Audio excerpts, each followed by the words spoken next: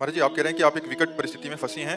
पहले तो इसमें ज़्यादा वो नहीं था ज्ञानतावश, बट कह रहे हैं कि जब से आपको सुना है, ये किसी से प्रेम करते थे और जीवन साथी बनाने का दोनों का दृढ़ निश्चय हो गया, बट अभी उनको पहले पता था कि उनके जो जहाँ जाना है वो नॉन वेज खाते हैं, मतलब अभक्ष्य पदार्थ का सेवन करते हैं। बट अभी जब से सुना है तो इनको लगता है कि मतलब उसका परिणाम बड़ा महापाप है, तो अभी ऐसे उनको भी छोड़ नहीं सकते। अगर उनको छोड़ते हैं तो फिर कहते हैं कि शादी नहीं करेंगे तो फिर माता पिता दुखी होते हैं। तो अभी मैं इतना डिप्रेशन में हो गए कि दिन रात रोते रह रहे हैं कि क्या करूं, मुझे कुछ समझ नहीं आ रहा। और मैं अभी अच्छे मार्ग पे भी चलना चाहते हैं, उस घर को भी छोड़ना नहीं चाहते, माता पिता भी द्वंद्वात्मक अब स्थिति में। अब इस समस्या का समाधान हमारे पास तो है नहीं, क्योंकि आपके द्वारा जिस पुरुष का चयन किया गया वो अभक्ष्य पदार्थों का सेवन करने वाला है। आप पुरुष की आसक्ति को नहीं त्याग सकते और वो पुरुष मांस आदि नहीं त्याग सकते, तो फिर गलत चयन किया है आपने। अब हम ये नहीं कह सकते कि आप उनको छोड़ दो, क्योंकि आप डिप्रेशन में जाने की बात वैसे ही कर रहे हो। हमने कह दिया छोड़ दो तो आप वैसे डिप्रेशन में चली जाओगी। आप में अध्यात्म बल तो है नहीं कि आप अपने अध्यात्म बल के द्वारा उनको कहें यदि आप मुझे स्वीकार करना चाहते हैं तो पवित्र भोजन आपको पाना होगा,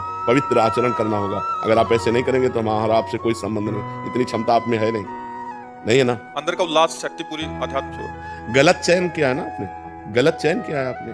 आपको पहले पता था कि ये मांस खाते हैं तो आपने चयन किया है। अब आप जाओगे तो आपको, आप खाओ या ना खाओ, आप तो भ्रष्ट हो ही जाएंगे।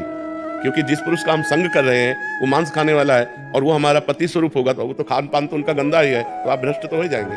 भगवान की प्राप्ति के लिए जो सतमार्ग चाहिए उस इसीलिए तो सहसा कोई कदम नहीं उठाया जाता। अपने बड़े बुजुर्गों से पहले कैसा नियम था, बड़े बुजुर्ग तय करते थे कि हमारा पति कौन होगा, और वो संयम नियम सब देख के गांव से पूछ के व्यवहार करके सालों बातें चलती थी ब्याह की, तब वो ब्याह होता है। आज लड़कियां बॉयफ्रेंड कर लिए, व्यभिचार कर लिए, अब वो ब्लैकमेल कर रहा है, तो अब वो डिप्रेशन में पहुंच रही है।